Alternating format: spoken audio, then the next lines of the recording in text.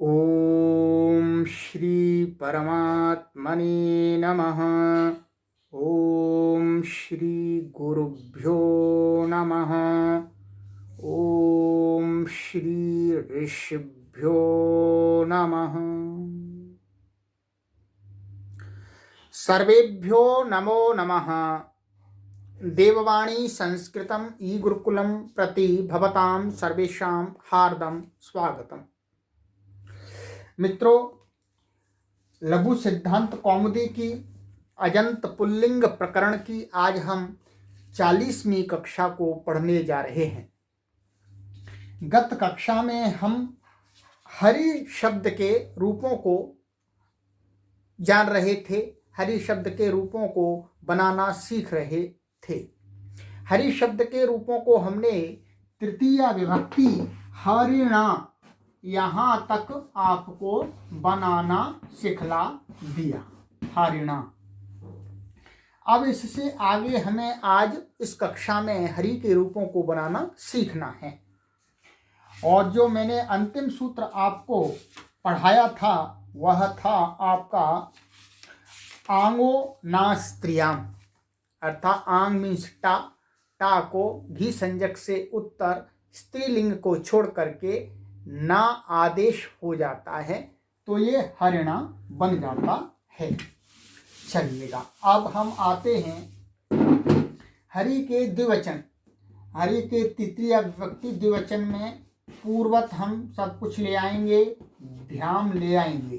ठीक है, तृतीया विभक्ति जिस सूत्र से आती है वो सारे सूत्र कई बार हमने आपको पढ़ा दिए हैं।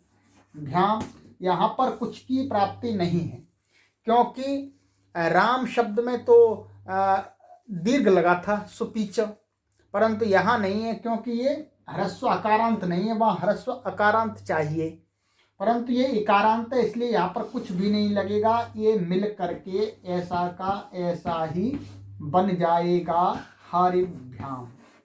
ठीक है, इसी प्रकार से अब आप यहाँ पर तृतीया विभक्ति के बहुवचन प्रत्यय ले आएंगे, भिष। ठीक है, यहाँ पर भी कोई सूत्र प्राप्त नहीं है। यहाँ पर भी आप क्या करेंगे, यहाँ पर इस पूरे की सुप्तिगंतम पदम से पद संज्ञा हो जाएगी। पद संज्ञा होने के बाद वही प्रक्रिया चलेगी। पदस्य, पद के अधिकार में स सजशो रुहु, और फिर विरामो अवसानम खरवसानयोर विसर्जनीय से रुत विसर्गादि हो करके क्या बन गया आपका, हरि भी। इसमें कुछ भी कठिनता नहीं है, कुछ भी नया नहीं है। तो ये तृतीया विभक्ति तक आपके कंप्लीट रूप हो गए हरि के। अब चतुर्थी विभक्ति में हमारा रूप बनता है हरये। अब हमें हरये बनाना है।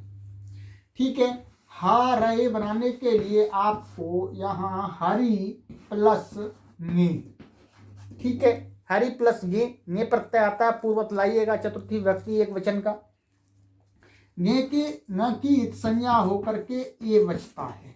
ठीक है, अब आप देखेंगे, अभी हम यहाँ देखेंगे कि इसमें हमें हरहे बनाना है। तो इसके लिए एक सूत्र है विशेष, महर्षि पाणिनि जी का आचार्य वरदराज महाराज जी ने लघु सिद्धांत कौमुदी की सूत्र संख्या 172 में बताया कि घेर गीति। ठीक है, घेर गीति।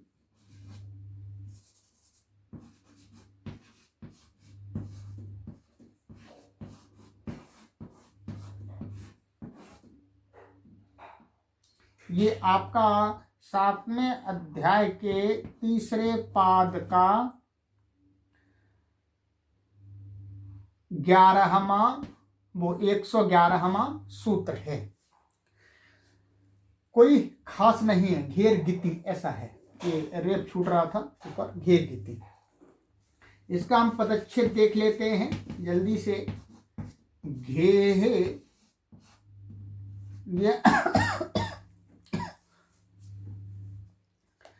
ये आपका घे है, ये षष्ठी विभक्ति एक वचन है, और गीति आपका सप्तमी विभक्ति एक वचन है, सरल है बिल्कुल। ये घी क्या है, जो हमने अभी गत कक्षा में घी संज्ञा बताई थी, शेषो घ्य सखी से जो घी संज्ञा होती है वही ये घी है। तो अब ये इसका पदच्छेद है, इसमें कोई समास नहीं है। चलिएगा अब इसका अर्थ देख लेते हैं, आचार्य वरदराज महाराज जी क्या अर्थ करते हैं। आचार्य वरदराज महाराज जी कहते हैं कि इस सूत्र में ऊपर से जो सुपीच था उससे सुपीच से सुपी की अनुवृत्ति आ रही है इसमें, ठीक है। और कहते हैं बस इतने की अनुवृत्ति आ रही है सुप, और ये गित क्या है, गित प्रत्यय, और सुप 21 प्रत्यय है, आपको पता ही है, सु औ आदि। तो अब कहते हैं कि अर्थ देखते हैं सबसे पहले, फिर हम इस पर विचार करेंगे। घी संज्ञकस्य नीति सुपी गुणः, घी संज्ञकस्य भी कह सकते हैं, घी संज्ञस्य भी कह सकते हैं। तो घी संज्ञकस्य नीति सुपी गुणः हरये हरिभ्याम हरिभ्यः, चतुर्थी व्यक्ति को पूरा इन्होंने बता दिया। क्या है, घी सरल है, बिल्कुल सरल है। घी संज्ञस्य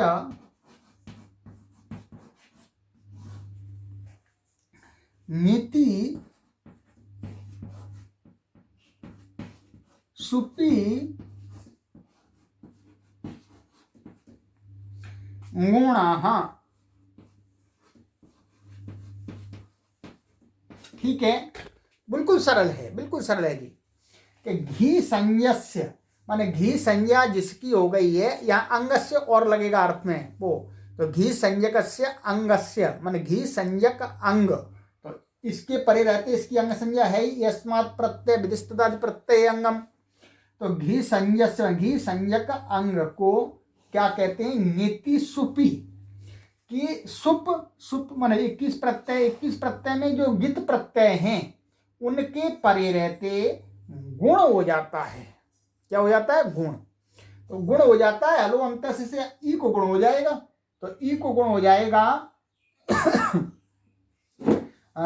तो ई से गुण आपका, अब क्या कहेंगे, गुण क्या होता है, आदेय गुण और स्थानांतरतम लग करके सदृशतम आदेश हो जाएगा।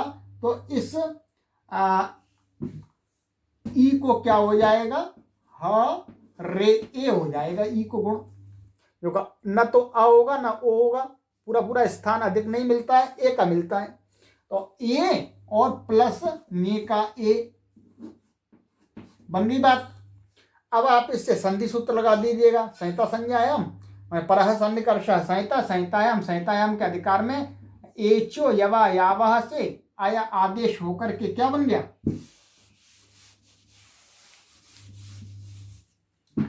हा र या और ए मिला दीजिएगा, ये बन गया आपका हारा ए। कोई कठिनाई नहीं है, बिल्कुल सरल है। बस ये सूत्र आपको ध्यान रखना है कि इस चतुर्थी व्यक्ति अर्थात गित जहां प्रत्यय मिलेंगे वहां पर घेर गिति सूत्र लगता है। क्या, घेर गिति।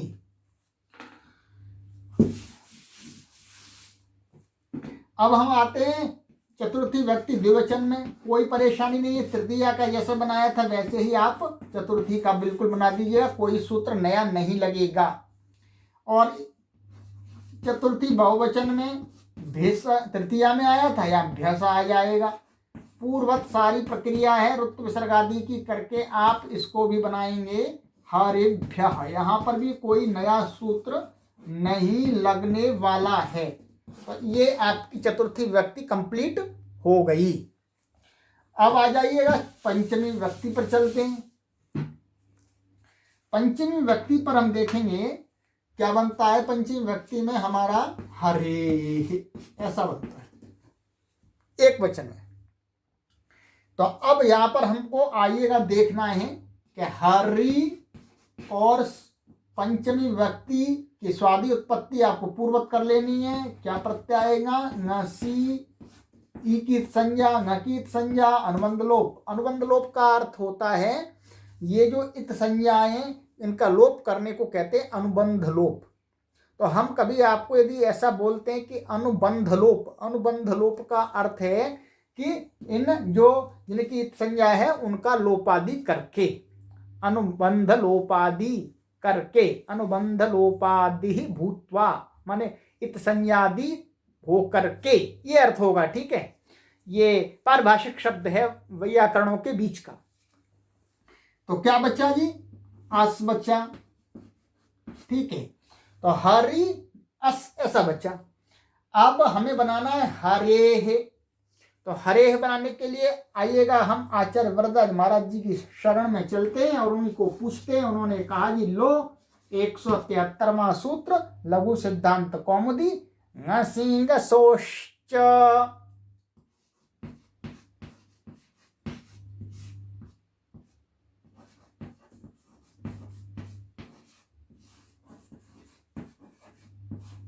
ठीक है, ये आपका 6, 1 और 110वां सूत्र है अष्टाध्यायी के क्रम में। अब आ जाइए, इसका पदच्छेद देख लेते हैं और समास भी देख लेते हैं। इसमें समास भी है। पदच्छेद है आपका नसी नसोहो षष्ठी विभक्ति द्विवचनांतम और च अव्यय पदम। ठीक है, कुछ भी नया नहीं है इसमें।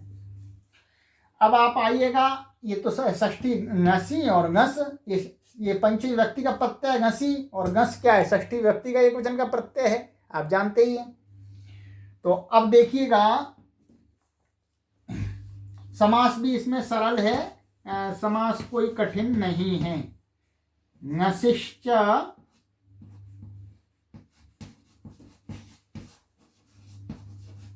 नश्च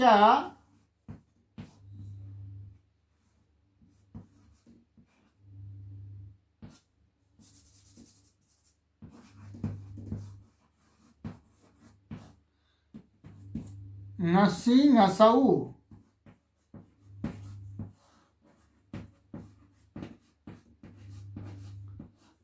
नसौ तयोः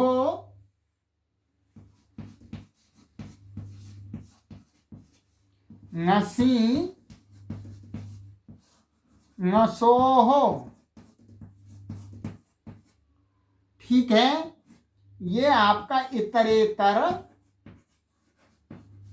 योग द्वंद्वः। ठीक है, इतरेतर योग द्वंद्व है, माने नस और नसी प्रत्यय। तो अब ये बिल्कुल सरल हो गया। अब हम इसका अर्थ और आपको दिखला देते हैं महर्षि आचार्य वरदराज महाराज जी के अनुसार। इस सूत्र में नसी नशोश्च में क्या है? ऊपर से जो सूत्र है एक एंगः पदांतादति, एंगः पदांतादति सूत्र इसके ऊपर है। उसमें से एंगः और अति की अनुवृत्ति आती है। इसकी ये एंगः और अति की अनुवृत्ति आती है और इसके साथ में मिलकर के अर्थ बनाया जाता है।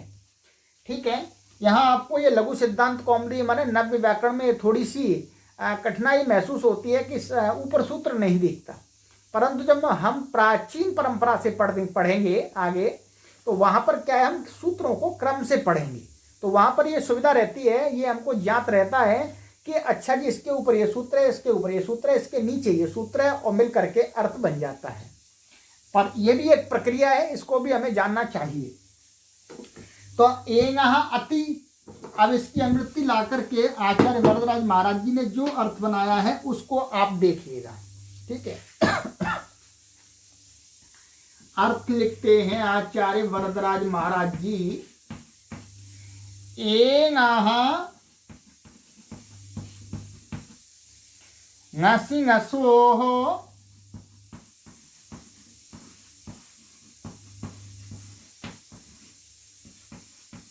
इति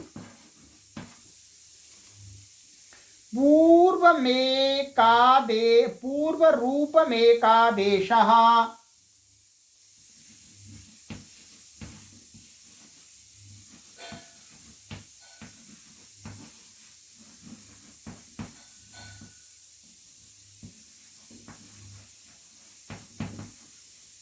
ठीक है। यहाँ आप इसको ऐसा भी कर सकते हैं, ये मैं अलग अलग इससे लिखता हूँ जिससे आपको समझने में सुविधा हो। ऐसा रीति भी लिख सकते हैं, इसका भी यही अर्थ है। ठीक है। एनाह नसी नसोहो इति पूर्व रूपमेकादेशः। तो अब हमें ये इति नहीं, सॉरी ये गलती होगी मेरे से, ये इति नहीं अति है, अति अति, इसमें अति की अनुवृत्ति आ रही है, इति की अनुवृत्ति नहीं आ रही। ठीक है। तो अति, अति का अर्थ है ह्रस्वाकार। तो कह रहे हैं एंग, एंग का अर्थ क्या है जी, ए और ओ। ठीक है। ए और ओ, इनसे उत्तर मन बाद में क्या है, नस और नस, नसी और नस, इनका जो अ, नसी और नस का क्या बचता है, अस बचता है। तो अस में जो अ, ह्रस्व अ, अति का ह्रस्व अ के परे रहते क्या है, पूर्व पर के, माने पूर्व पर की अनुवृत्ति आ रही है, एक पूर्व पर यो हो ऊपर से। तो पूर्व पर के स्थान में, पूर्व पर का अर्थ है इस ए, तो अब यहाँ पूर्व पर के स्थान है एंग का ए और गस अथवा गसी का अ के स्थान में।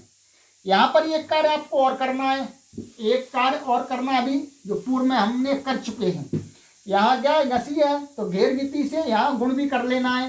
घेर गीति माने प्रत्येक पद गुण हो जाएगा, तो क्या बन जाएगा, हरे। ठीक है, हरे प्लस अस, ये गुण भी करना है। ये गुण करने के बाद में ये सूत्र आपका लगने लगेगा, क्योंकि अब ये एंग हो गया। ठीक है, अब ये एंग हो गया। तो जब गुण हो जाएगा फिर उसके बाद में आप ये सूत्र लगा देंगे, एंगाह ngसी ngसो अति पूर्व रूपम एकादेशः। तो अब देखिएगा, ये एंग है, एंग से उत्तर नस और नसी माने नसी का आ है, तो इन दोनों के स्थान में क्या हो जाएगा, पूर्व रूप एकादेश। पूर्व रूप कैसा है, ए, तो दोनों में क्या हो जाएगा, हा, ये हा हर और ए के स्थान में और अ के स्थान में एक ए आ जाएगा और स रहेगा, ऐसा स्वरूप बन गया। ठीक है। अब आप आ जाइएगा और आगे,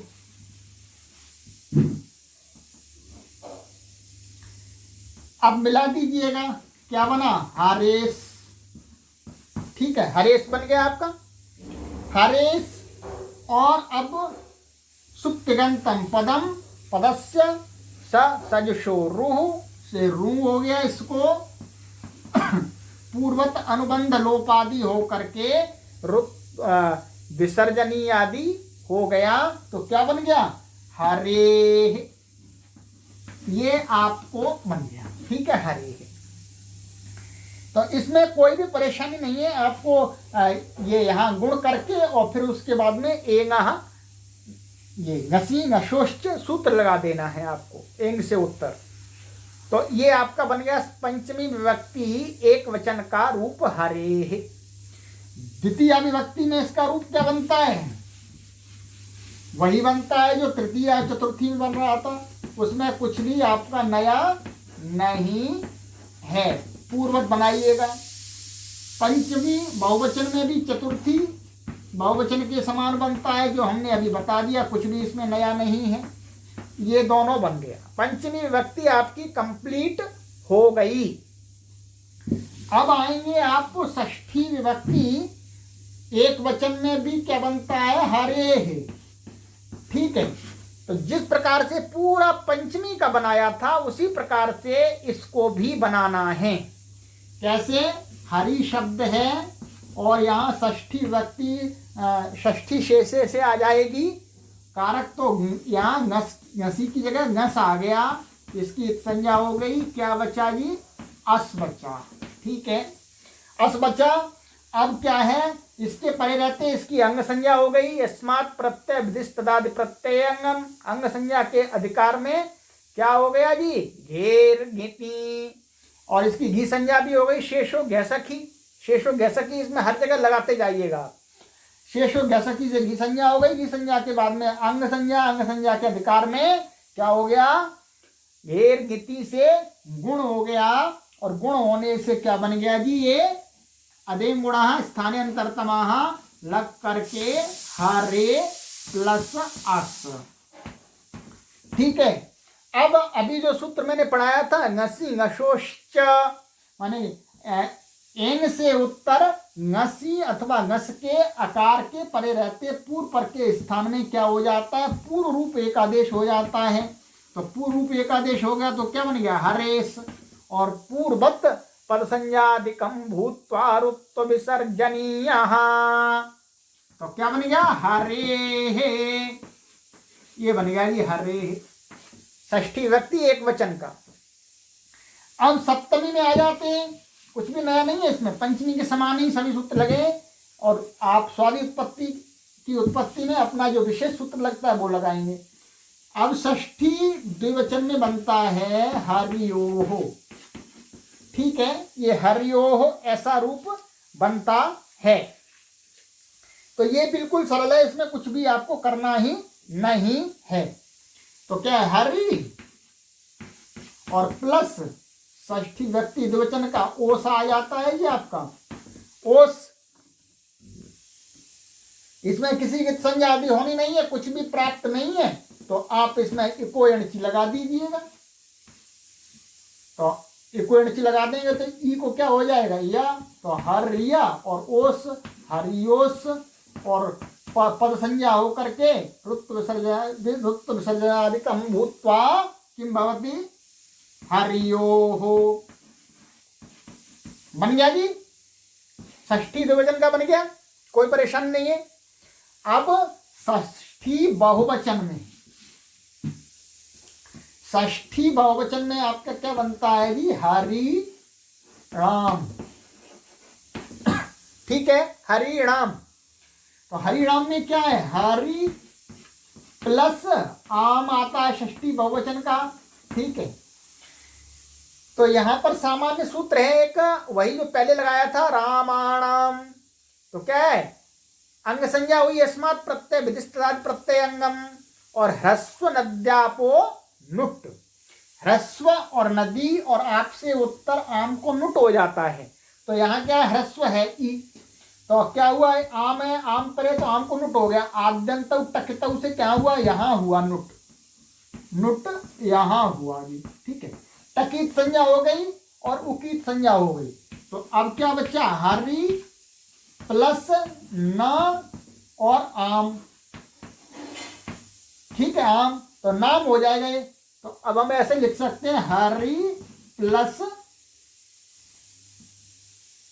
नाम, ऐसा लिख सकते हैं अलग से। अब अंग के अधिकार में एक सूत्र है नामी, जो आचार्य वरदराज महाराज जी ने हमें यहां पर नहीं बताया है। एक नामी सूत्र है, नामी, आर्य नाम में, जो वहां पर आपको पढ़ा दिया गया था, राम रामाणाम। तो नामी, नामी में नाम के परे रहते अंग को क्या हो जाता है, दीर्घ हो जाता है। तो नाम है, नाम के परे रहते अंग को दीर्घ हो जाएगा, अलोअंत से दीर्घ होकर के क्या बनेगा, हरि नाम, हरि नाम हो गया। हरि का नाम ऐसा नहीं है, हरि नाम एक ही शब्द है। अब यहाँ पर अट्ट कुप्वांग नुम व्यवायदेपी से क्या हुआ, रसे उत्तर, इस ना को ई के व्यवधान होने पर भी, अट के व्यवधान होने पर भी अणत्व हो गया। तो क्या बन गया ये, हरि नाम, बन गई बात, कोई परेशानी नहीं है। चलिए, हरि नाम षष्ठी बहुवचन भी बना दिया जी आपका। अब सप्तमी एक वचन में क्या बनता है, हरि का हराऊ। ठीक है, क्या बनता है, हराऊ। तो अब हराऊ के लिए हम देखते हैं कि हमारे पास में हराऊ के लिए क्या स्थिति है, हरि प्लस सप्तमी में क्या होता है, नी, एक वचन में नी की ई की संज्ञा क्या बची, ई बची, न की संज्ञा, ई की नहीं, न की संज्ञा, तो ई बचा। तो हरि प्लस ई, पूर्वत इसकी भी घी संज्ञा है, शेषो घैसकी से घी संज्ञा है। ठीक है, तो यहाँ पर क्या है, घेर गिति यहाँ पर भी प्राप्त था, परंतु घेर गिति का एक अपवाद सूत्र महर्षि पाणिनि ने बना दिया है, जो आगे आचार्य वरदराज महाराज जी हमें बताने जा रहे हैं। लघु सिद्धांत कौमुदी सूत्र संख्या 174 में अच्छ घेहे,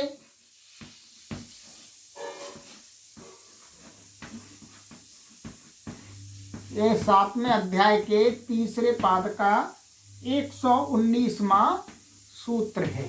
ठीक है, देखिएगा यहां पर वास्तव में घेर गिति से गुण हो जाता तो हर्रे बन जाता, हरे और फिर हराया हराई ऐसा बनता है, वो गलत बन जाता। इसलिए महर्षि पाणिनि ने कहा भाई ऐसा है, यहां ये नहीं लगेगा। अच्छ घे है, अच्छ घे में क्या है ये, अब पदच्छेद देख लेते हैं इसका भी। ये अत है, अत प्रथमा विभक्ति एक वचनांतम, च अव्यय पदम और घे है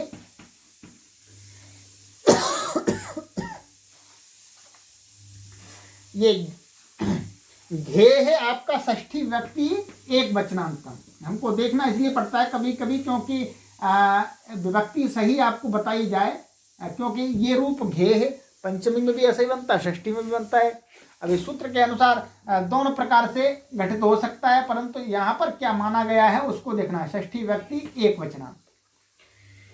तो ये घे है हो गया, ये अत, और ये अत का अर्थ है ह्रस्वाकार, और च जानते ही हैं, और ये घे है, घे माने घी संज्ञक का, इसमें कोई समास नहीं है। और इस सूत्र में जो ऊपर से अनुवृत्ति आती है, ऊपर से अनुवृत्ति आती है, एक आती है इदुद्भ्याम, सूत्र है इससे ऊपर इदुद्भ्याम, तो इदुद्भ्याम से इदुद्भ्याम की अनुवृत्ति आ जाती है, और गे राम नद्याम नीभ्य से गे की अनुवृत्ति आ जाती है, और औत, एक ऊपर औत है, इसी सूत्र से ऊपर सूत्र है उनमें औत है, औत से औत की अनुवृत्ति आती है। तो ये अनुवृत्ति आकर के फिर जो अर्थ बनता है उसको आचार्य वरदराज महाराज जी कहते हैं, देखिएगा क्या कहते हैं, इदुद्भ्याम उत्तरस्य ङेहे औत घेहे अच्छ। ठीक है, क्या कहा, इदुद्भ्याम इदुद्भ्याम उत्तरस्य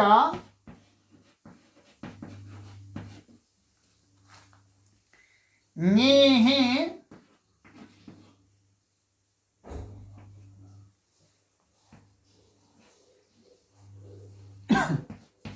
औत घेहे